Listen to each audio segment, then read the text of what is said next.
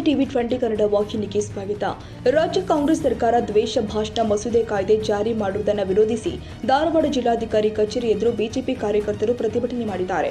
ರಾಜ್ಯ ಸರ್ಕಾರ doctor B R. Ambedkar ಅವರು ಬರೆದ ಸಂವಿಧಾನವನ್ನು ದುರುಪಯೋಗ ಮಾಡಿಕೊಳ್ತಾ ಇದೆ.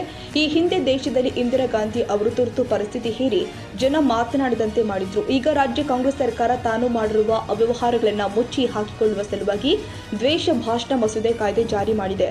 ರಾಜ್ಯದಲ್ಲಿ ಈ ಸರ್ಕಾರ ಜನರ ವಾಕ್ ಸ್ವಾತಂತ್ರ್ಯ ಕಸಿದುಕೊಳ್ತಾ ಇದೆ. ಈ ಕೂಡಲೇ ರಾಜ್ಯ ಸರ್ಕಾರ ತಾನು ಜಾರಿಗೊಳಿಸಿರುವ ದ್ವೇಷ ಭಾಷಣ ಮಸೂದೆ ಕಾಯ್ದೆಯನ್ನ ಹಿಂಪಡಿಬೇಕು.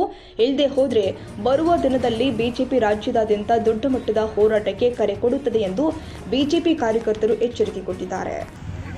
ಕಾಂಗ್ರೆಸ್ ಸರ್ಕಾರಕ್ಕೆ ಮುಖ್ಯಮಂತ್ರಿಗೆ ಕಾಂಗ್ರೆಸ್ ಸರ್ಕಾರಕ್ಕೆ ಎಲ್ಲಿವರೆಗೂ ಹೋರಾಟ ಭಾರತ್ ಮಾತಾಕ್ಕೆ ಬಿಜೆಪಿ ಜನಪರ ಹೋರಾಟಕ್ಕೆ ರಾಷ್ಟ್ರ ಕಾಂಗ್ರೆಸ್ ಸರ್ಕಾರಕ್ಕೆ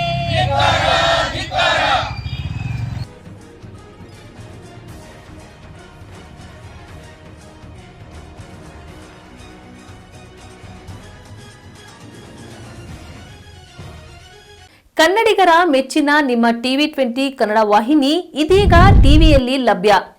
ಕರ್ನಾಟಕ ಮತ್ತು ದೇಶ ವಿದೇಶದ 360 ಡಿಗ್ರಿ ಸುದ್ದಿ ವಿವರವನ್ನ ಪಡೆಯುವುದಕ್ಕೆ ಟಿವಿ 20 ವಾಹಿನಿಯನ್ನು ಲೈಕ್ ಮಾಡಿ, ವಿಡಿಯೋಗಳನ್ನು ಶೇರ್ ಮಾಡಿ, ಕಮೆಂಟ್ ಮಾಡಿ, ಸಬ್ಸ್ಕ್ರೈಬ್ ಮಾಡಿ.